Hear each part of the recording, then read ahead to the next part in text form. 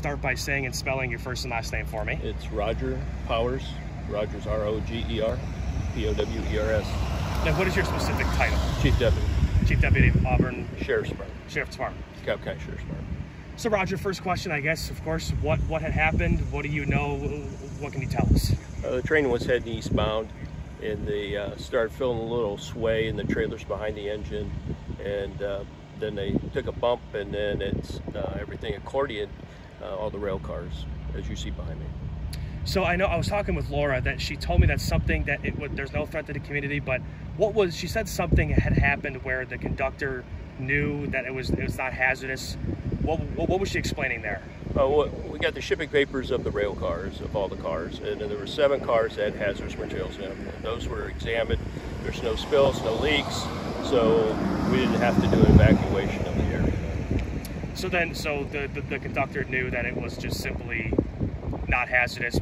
It was just well, the conductor knows what he's hauling, but we need to see his papers and know exactly what's in each rail car. And then we consulted with CSX hazardous materials person on the phone, and he briefed us on what's in the 7 cars.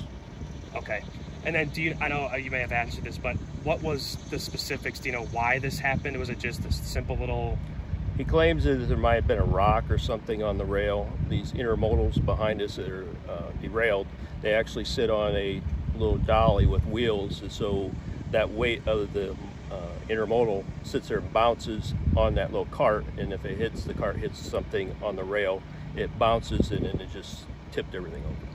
You know, what are you seeing here? Is it pretty bad? You know, have you seen something like this before?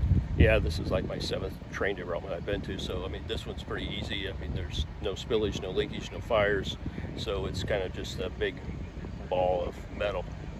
When you see something like this, is it difficult to, like, you know, gather information? What is that process like when you see something that is out of the ordinary sometimes? It takes us a while to gather, try to get the information what's in each rail car. And then we were using binoculars, we used a drone, and then we actually sent firefighters up around those certain cars that are marked hazardous materials so we could see if there's any leakage.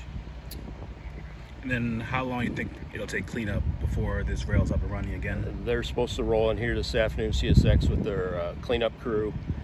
When they come in a large group, and they work all night. So I would say, you know, within 24 hours, you're going to see a lot of this picked up and moved. And there's no threat to the community, is there? There's no threat to the community. Is there anything